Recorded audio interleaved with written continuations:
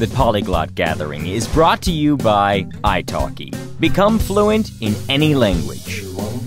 This talk will be about virtual reality and augmented reality regarding language learning. About me, very shortly, I do develop programs since 1990. I speak a few languages, and after a summer I look like this. So you can guess. This is very developer-oriented, very geek person I am. And then, why virtual reality or augmented reality? I think schooling kills motivation, and many non-polyglots generally don't dare to speak, and AR and VR can gamify the learning process. And I'm also lazy to consciously learn vocabulary if I can do it automatically, or I can use these innovative tools. Obviously, AR is for augmented reality, VR is for virtual reality. I will define all these expressions. Let's start with augmented reality. It is a technology that superimposes a computer-generated image on a user's view. So you can have your phone showing a different picture than the picture it sees.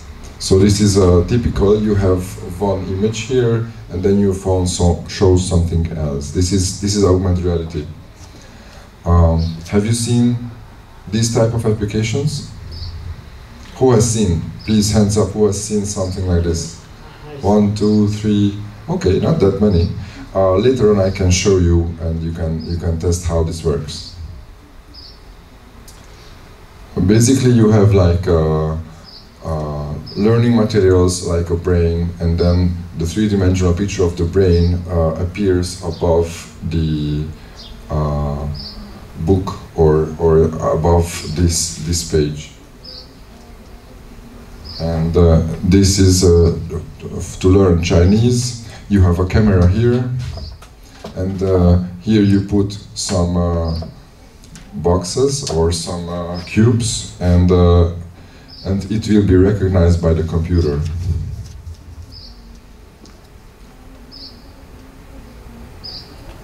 And yesterday I just experimented with this technology.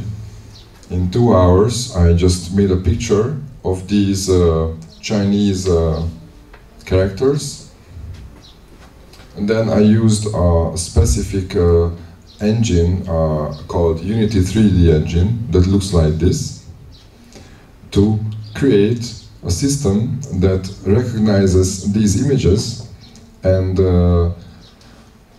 shows them in green if the sentence is correct. For example, ni hao is correct, so it shows them green, and the other characters it recognizes shows them in blue. And my message is that it is possible to create such an application in 1 or 2 hours, and practically everyone can do that. It's free on internet. You can download the tools, download all the necessary information, and put together an application like this on your very phone. And we tried it here. I don't know if you have seen it. Did you see this table yesterday? Okay, we had like, I did put out these all these nodes, and people just came and started to play around, and I showed them how it works, and yeah, they just started to build sentences automatically. And in this playful way, we could just or it is possible just to give them a positive feedback, like showing them that the sentence is green and it's a correct Chinese sentence. And what's important for me, that people were smiling while learning, and that's my target, that's my vision, to have people smiling while learning, so that it's not a struggle, it's not something difficult, it's just something that you enjoy. And that's the thing, that's the purpose I'm here, to make people smile while learning. So please let me know if you have interest in develop such applications, because I'm a developer, I cannot do all aspects of it, or I would not invest so much time. For this application, we would need about 20 to 30 characters, and then selecting all the Chinese sentences for it, and then making a landing page or a video. If you have skills regarding this, we can work together and create applications like this. And that's about augmented reality. Do you have any questions regarding augmented reality? Okay, so this is the one where you have a marker and you put something onto that marker. That's the augmented reality. And now the second part is virtual reality.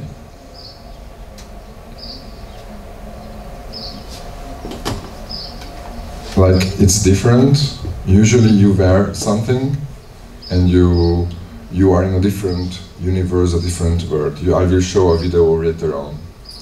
Actually, it's much better to understand using a video, so I show you a small clip.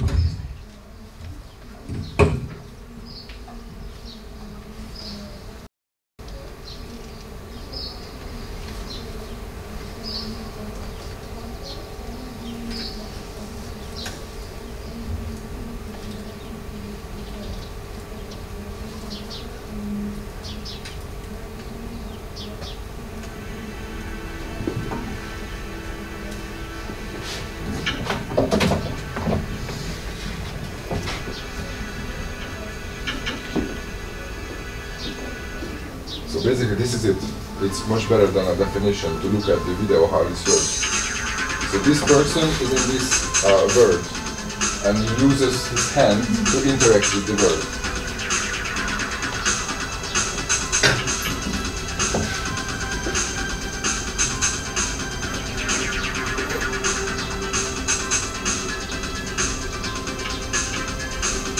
And you see, the reality follows the head movement. So if the person looks left, then the reality moves left.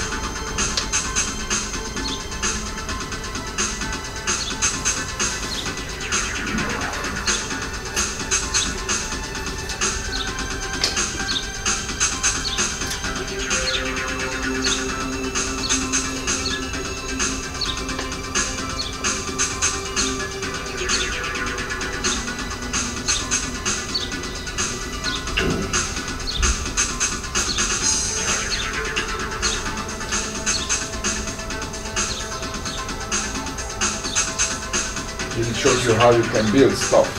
For example, you can just create a shape and immediately have it in three dimensions.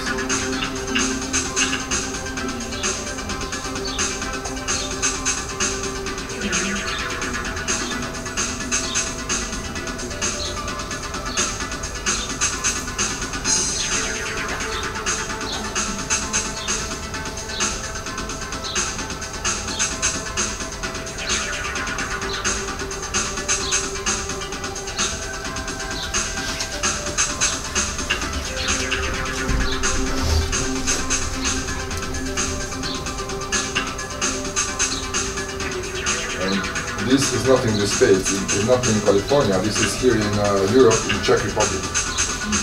They do this type of research.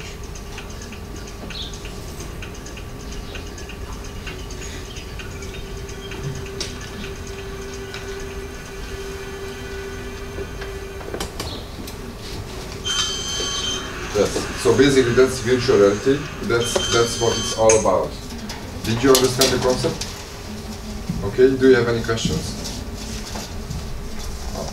Okay, so let's continue with the presentation now. I hope I can find it.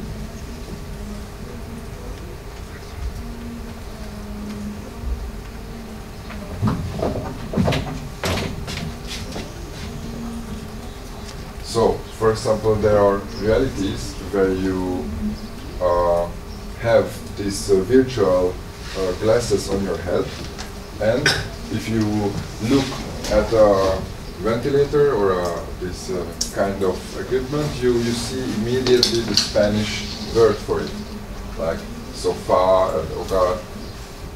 This is just to learn new words. This is a language learning application.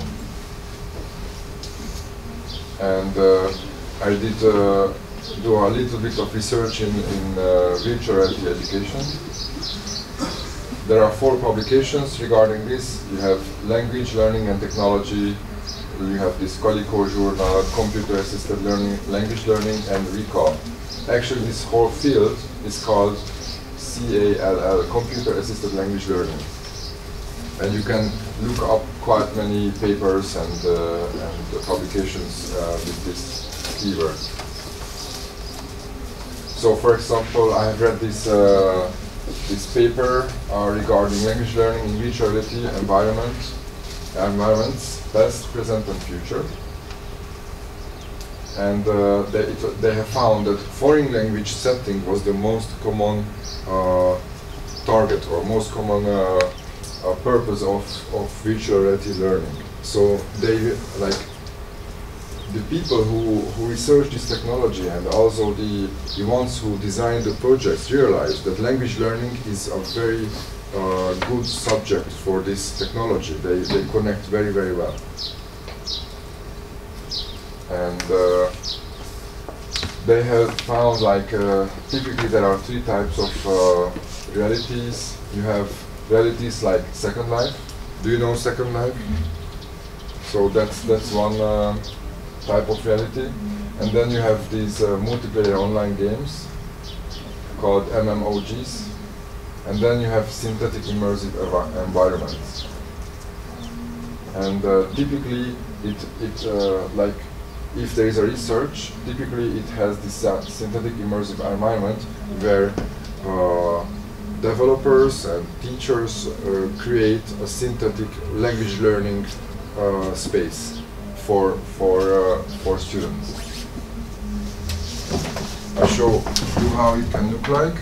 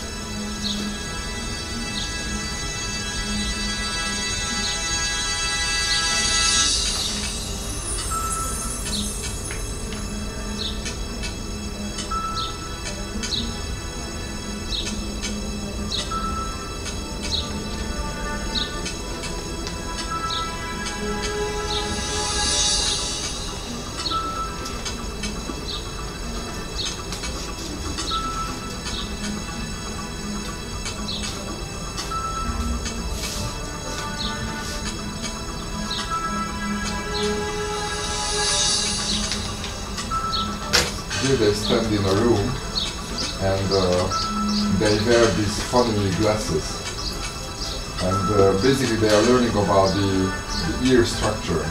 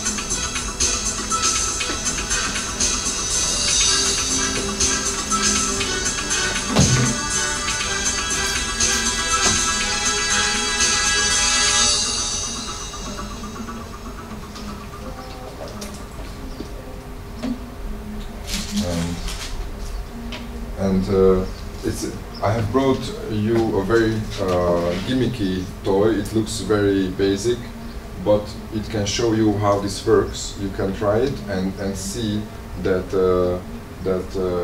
this reality follows your head movement. And I would say we try it afterwards now. So anyone who has interest getting into one of these words, it's possible. You can just use this equipment.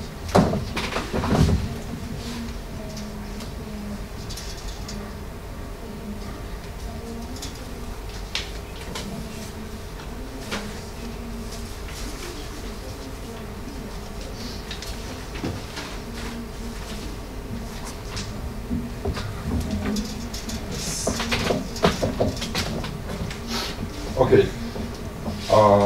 So virtual reality can lead to intrinsic motivation, more intercultural awareness, and reduction of the affective filter. This affective filter is a subject, or it's an expression related to language learning, and basically it's a term to refer to the negative emotional and motivational factors that may interfere with reception processing of comprehensive input. Like such factors are anxiety, self-consciousness, boredom, annoyance, alienation, and so forth. So, like you can imagine teenagers in the age of like 14, 15, 16, they have to study like tons of material, they are bored, they don't really care, they couldn't care less, you know, they have kind of this attitude that they want to just barely make it and just do minimal effort.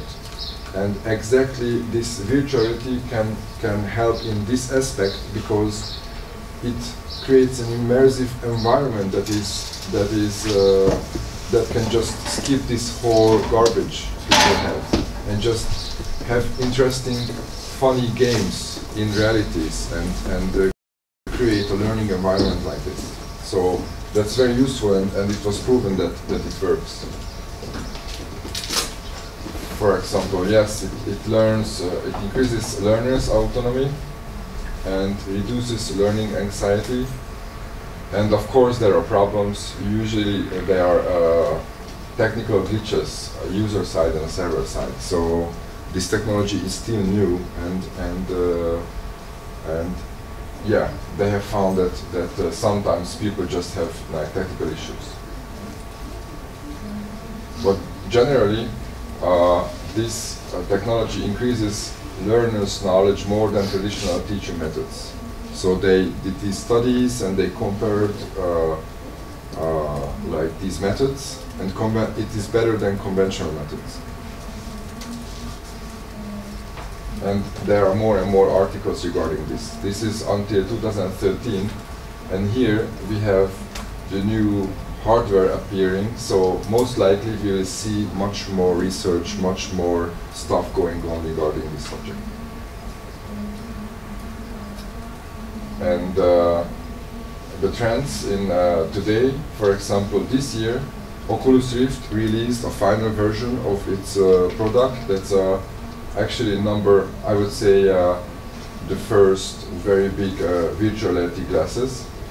And then Sony will release a virtual reality for its console end of year. It's autumn, I know. And there is this equipment called HTC Vive that you can see here. That's also released, and it's also a very good tool for virtual reality. And my subjective conclusions is that VR is very much hyped today. So actually it's too much hyped, and everyone like in the tech industry, like most people know about it, and they expect like huge breakthroughs. But I would say it's too much right now. It will not happen in 2016. There will be hardware releases, but it will be not mainstream yet. There will be a few thousand people playing around and they have fun or not, but it's not yet mainstream. It's not yet kind of not a breakthrough yet in 2016. But in the longer term, like starting 2017 till 2020, I would say there will be schools and most likely private schools or top schools that start to use it and start to create these environments for children or for students. And yeah, you can expect these type of classes too. So there will be normal classes, and there will be like maybe once or twice a week there will be these type of immersive classes. And yes, basically that's my presentation. That's all I wanted to say. Thank you very much for your attention, and yeah, thank you.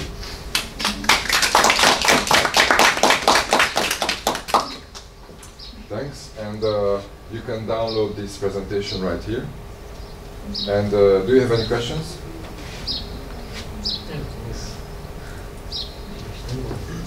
Yes. You said that virtual reality led to better results for the students. Yes. Why is that, and how did they find out? Okay, I have read this study about other 15 studies, and I didn't read that study specifically. What I would assume is that they had these different groups of students. One was learning with virtual reality, one was learning from books or with normal teaching, and the virtual reality results were better. They had better tests afterwards. And yes, you can try this. Basically, if you have interest, I will just like, there are very simple virtual reality solutions. It's called basically a cardboard. It's called Google Cardboard. You use your own phone. You have two lenses here, and if you look into it, it will follow your head movements. So what you can do is, like, you can try this one, and also I have the augmented reality cards here, so I can show you how this works, and we can play around. And if you have any specific ideas or questions, just let me know now or later on. I'm happy to help. This is not commercially available yet. Yes, yes, this is of course virtual reality. So if I want to learn a language with the help of virtual reality, I can buy a mask and software. Okay, this is the hardware is commercially available. The software is under development. This whole field is new, so people are very busy developing this. For example, I will put you into a roller coaster, okay, and you can try. I know it's very early now, but still, you can try a roller coaster without actually sitting on it.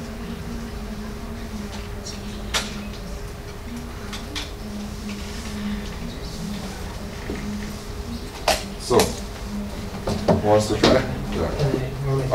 Without glasses is better. Without glasses, you will see enough.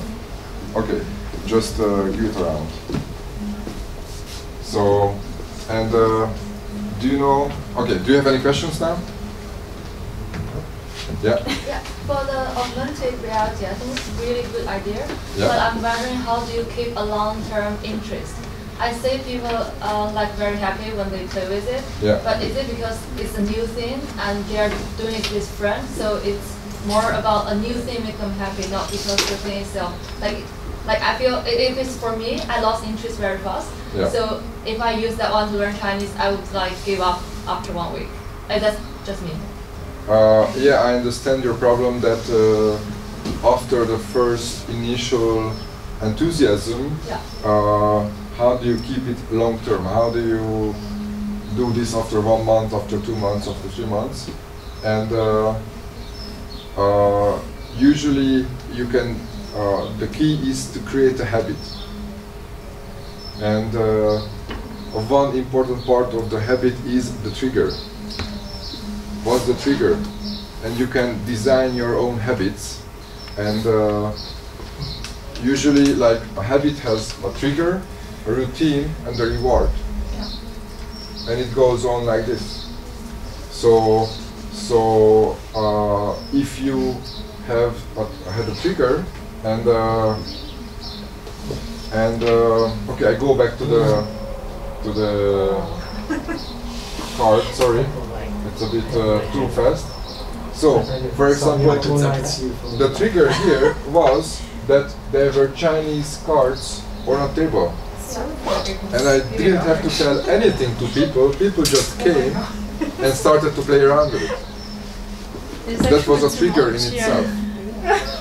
And what I would say is that if in your home you have like 20 little pieces of paper with your target language words on it, and if you have like something there to recognize the correct sentences, and it's in your home, then it can be a trigger in itself. So you just walk around and see a word, and maybe you put together a sentence, and then it gets recognized, and you have a positive feedback on it, like it gets green, and you have a sound or clapping hands, and in itself you will have a trigger, a routine, and a reward, and that can work long term.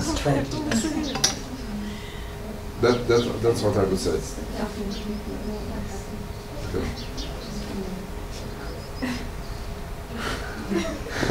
People are having fun. That's a roller coaster. Yeah. The augmented reality is more accessible to now. If we just have a phone, we just download an app or something, or buy some software.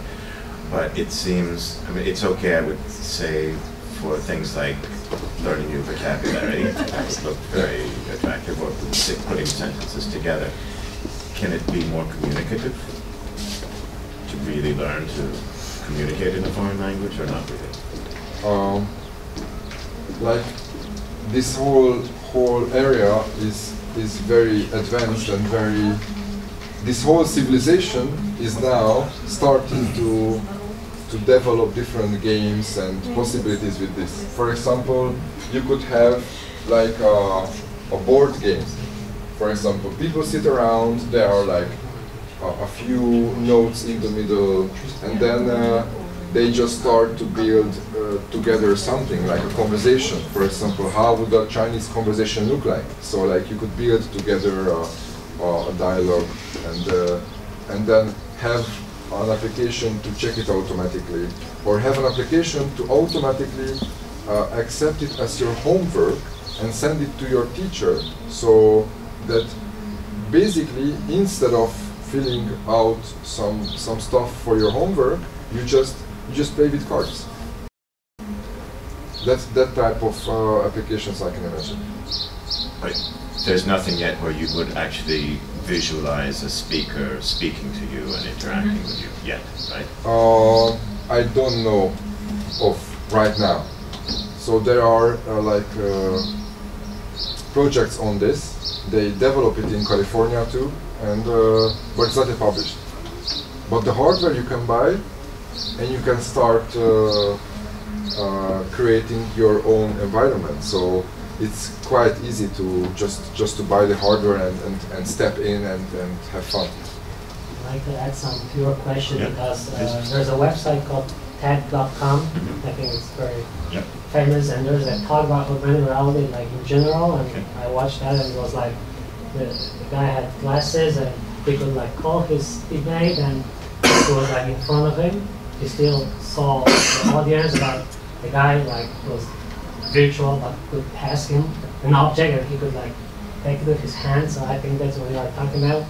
I don't know when it was recorded, but I think like 2015, maybe 2016, but I recommend you watch it, because that's, I think, would be the answer for a question. You didn't have something about learning languages. I'm not that sure, but I think he said in general, he, for example, had like the brain in 3D, he could like move it around with hand gestures and something.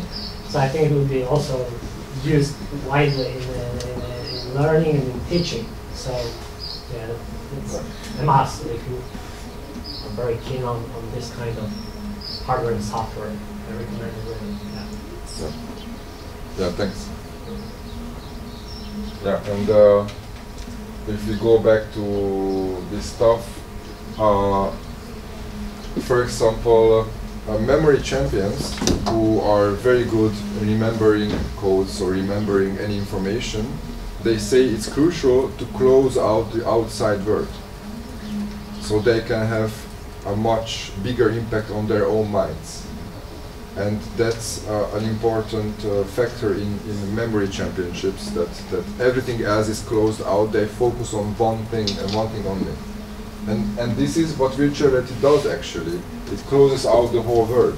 This person here experiences nothing else than this world here, this space. So that's why it is I consider it inevitable that it will be used as a learning tool. And it can be language learning or mathematics or anything else, but it's ideal for learning and memorizing new stuff. And do you have any questions or ideas? How would you learn in virtual reality? Like this can be a conversation. Yes? I was thinking about this because I'm a teacher online, and what I think I would use it for if I could design anything is something like you were saying, is make it interactional somehow and use it to help students like in real life situations, like going to the airport, going to a restaurant, going to the bank, and have the teacher act as the other person, the waitress or the the gate agent and all of that. That's what I would use.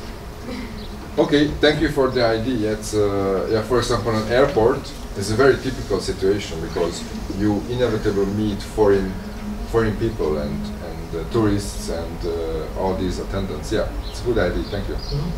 I would add to what she just said that I think it could be also possible like online, not like two people must sit next to each other, but also could online because it's already possible like online game, for example. So I can sit here, for example, connect with somebody in Russia or Australia or whatever, and we could like be on one server and, for example, like using an iPad or a keyboard and mouse, depending on where is it connected. We, for example, could I don't know. I'm also a teacher, so I imagine that, for example, they have a topic of houses or I don't know kitchen or whatever.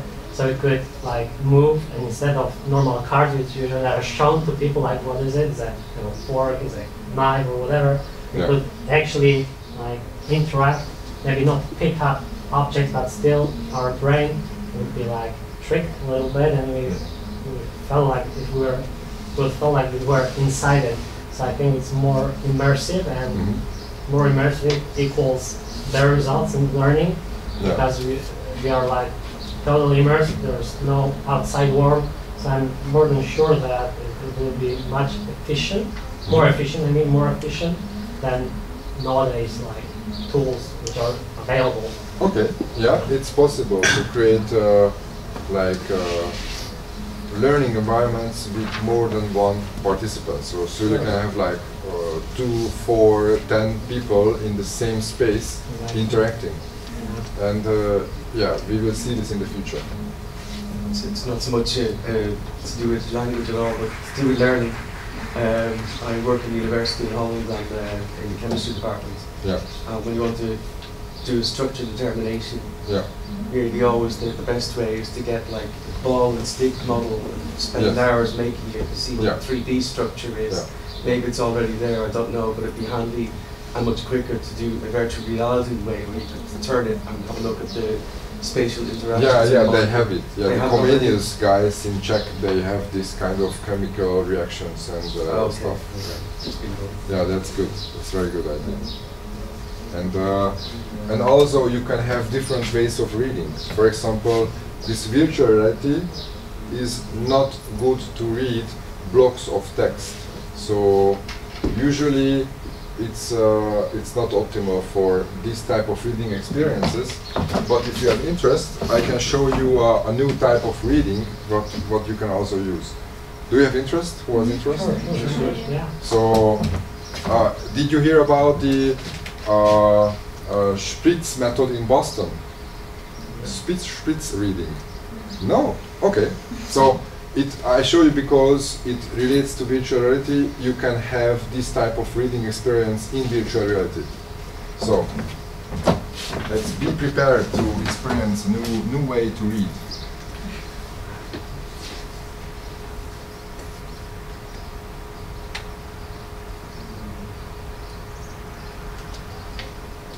I would need internet. Do we have any internet? We're supposed to.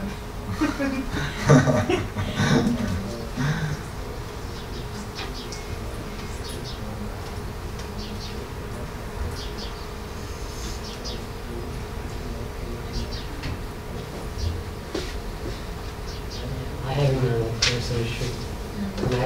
as well. ANO Hostess, I think is the name of the network. Sorry? ANO Hostels, I think is the name of the network. Hotels and hostels. Hold on. Yeah, this one, yeah. Yeah, sorry guys, we need a few seconds to connect.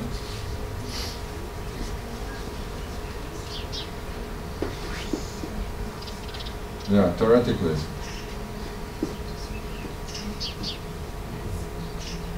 Yes. Yes.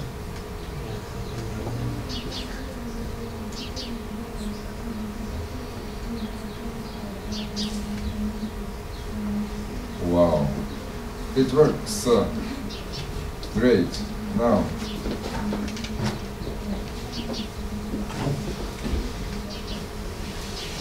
Let's do this. Oh, is this where you center the word?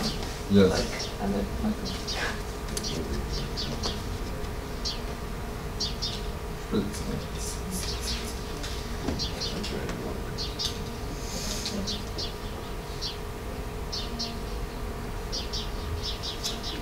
We all can read English, so I will make it bigger.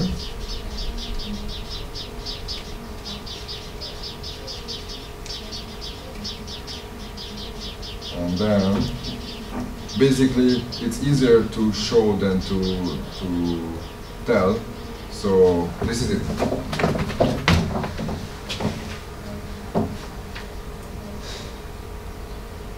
Can you read it?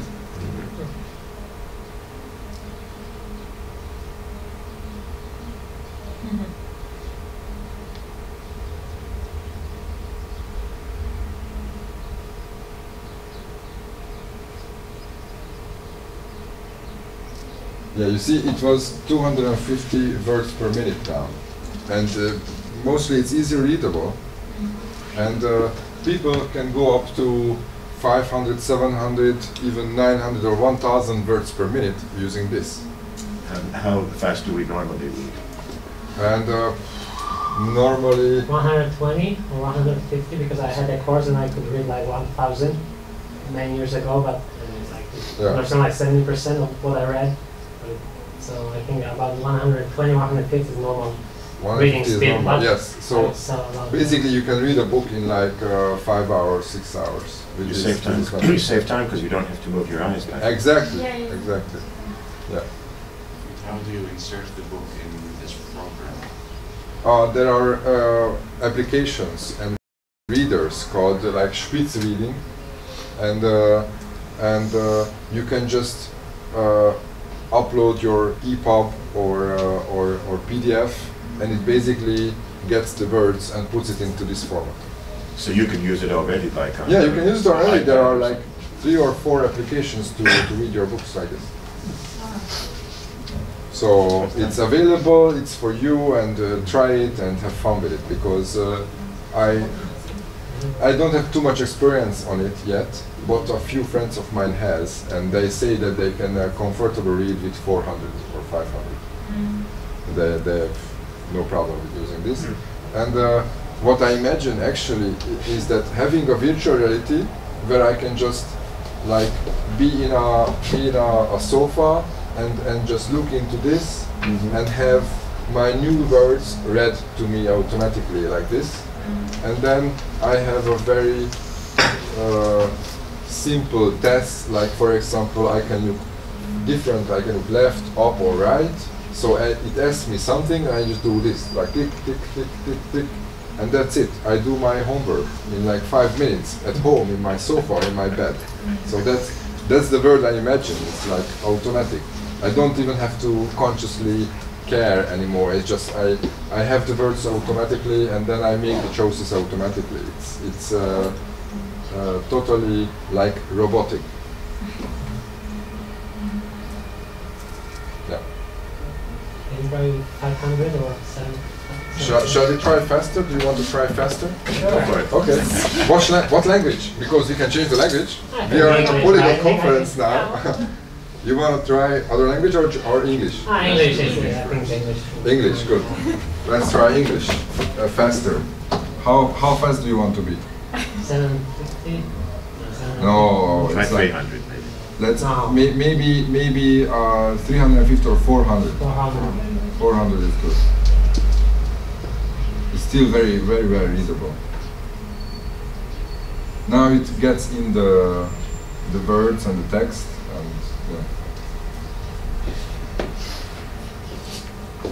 I hope it still arrives today.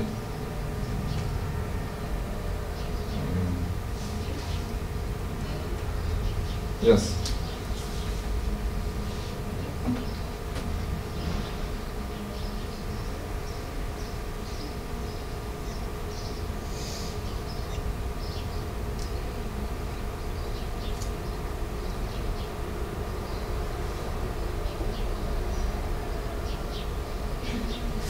Could you read it? Sure. You see? So it works. I don't want to overrun the optimal speed, so I don't want to go to 800. But you can go home and see your maximum, because I think here on this conference we have people who are eager to read, eager to learn new stuff, and who might have visual interests, so you can go up to 800, 900 as you want. And you can read a book in like practically 3 hours. So that's it. I'm wondering how it would work with learning a foreign language. Obviously, your speed will be slower, but if you hit a word you don't know, there should be some way to stop. Yes, maybe look it up and continue. Exactly. That hasn't been done yet, has it? No, not yet. But that's the thing. That's this whole civilization is just starting to experiment with these type of new technologies. So it's new, it's brand new, and we are the ones who are on the edge of this whole language learning. So I think we should get in and do something about it. But it's a very good point, how to stop. Because your reaction time is like at least maybe starting 0.2 to like 2 seconds, but you will have like 20 words passing by in between. So how do you make sure that you stop by the word you don't understand? It's a very good question. English words are pretty short relatively to world languages, and the longest word you read in a normal text would not be more than 12 letters long. So it works if they're all going at the same speed. If you're reading a language where words can be 20 letters long, 30 letters long, and other ones are 1 letter long, it wouldn't be ideal to have them all going at the same speed. Yes, it's not the same speed. Auschwitz is not the same speed. It's not, okay. So longer words are slower. Yeah, longer words are slower. Okay. Yes. But yeah, it would be good to have a system that guarantees that all the words you read, you understand. Yeah. That's the thing. You have a transcription of the whole text, which you can read first in order to familiarize yourself with new words, and then just try it. Because, in my opinion, this type of reading, it's faster because usually when you read a text, there are like 2 simultaneous processes. One is that the eye passes the word and it's already focused on the next one. Here you can't do that because you only see 1 word at a time. So, for example, I still remember all the numbers from both texts. But it's like photographic memory, which isn't normally used when you normally read, like normal reading. So it works with me because I'm a strong visual, for example, when I learn. And for example, I remember almost everything from both texts. If you gave me like a test with the answers or something, I think I could understand the majority of the time.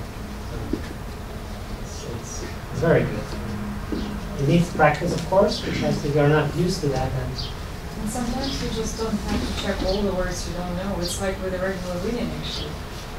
If you get an idea of what is the text is about, you don't have to. Like, it's a very good question. Yeah. And for example, I can ask around.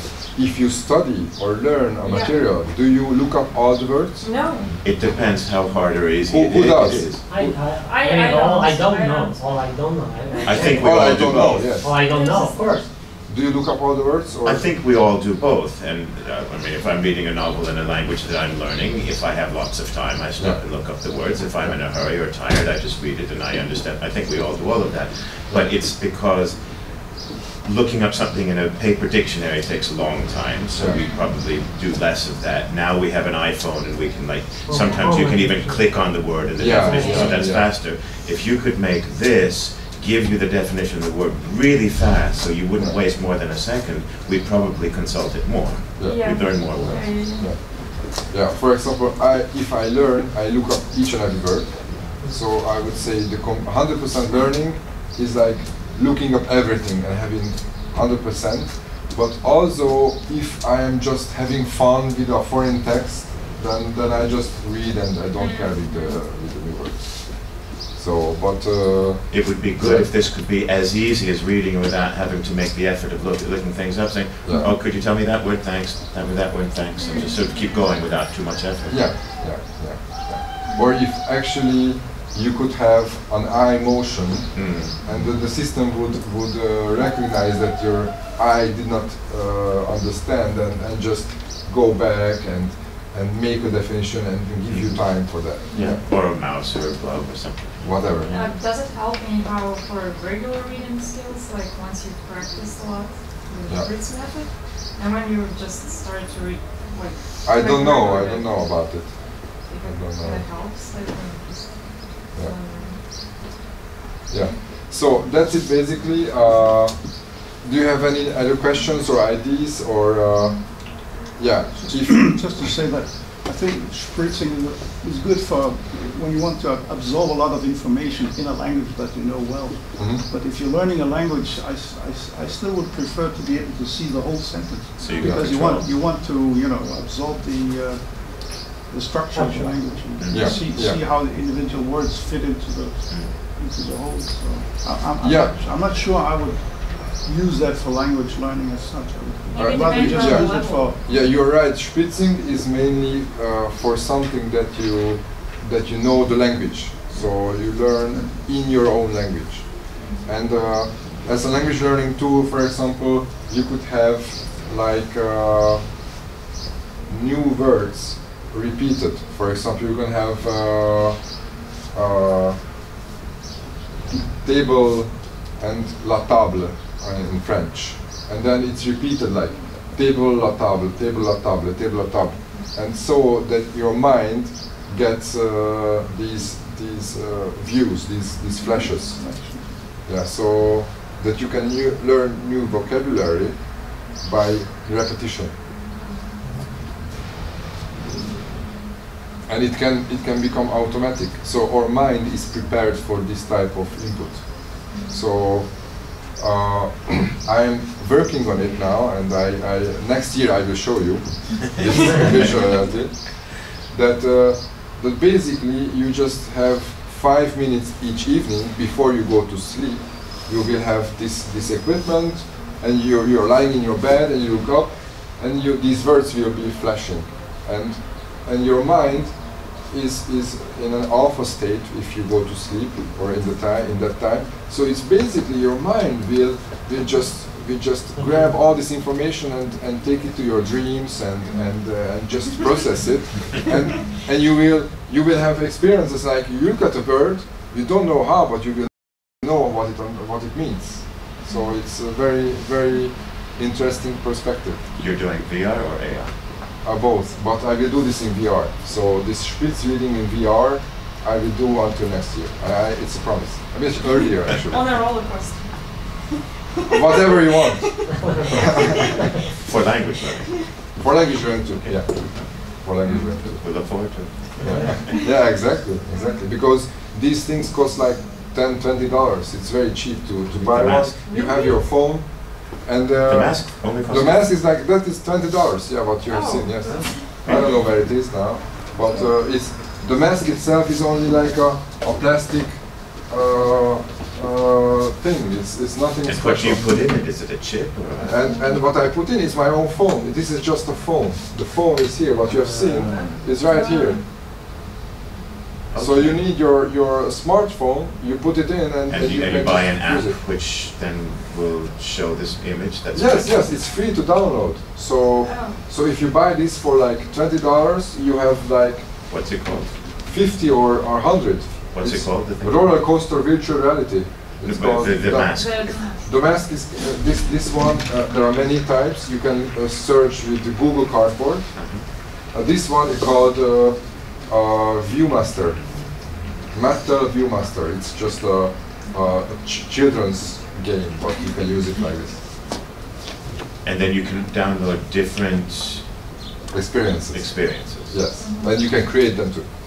And do you download them? Is there an app that shows the experiences that you download?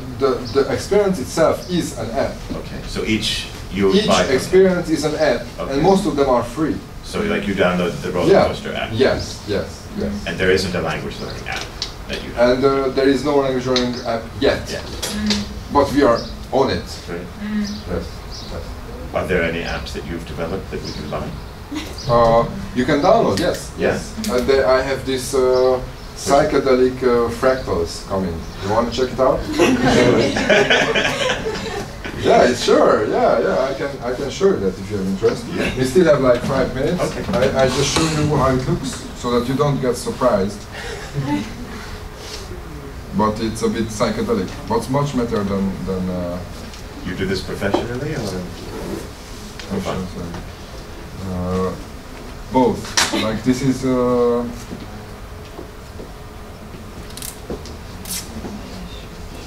So slow. Okay, I'm a developer, and this is fun for me, and this is what I love to do, and I would do it for free. So basically, I don't earn money with this. So you will have psychedelic fractals in the App Store soon? Yeah, right now. If you have something, a cardboard or something like this, you can download my app, and you can check out the psychedelic fractals. Yeah, this is a site we did, and just to show you, if you start the app, you will see something like this.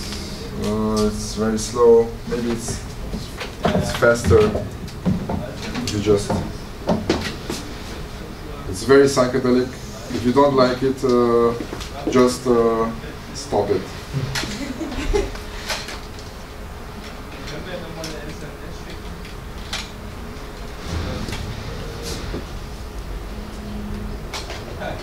So, who wants to try the psychedelic stuff?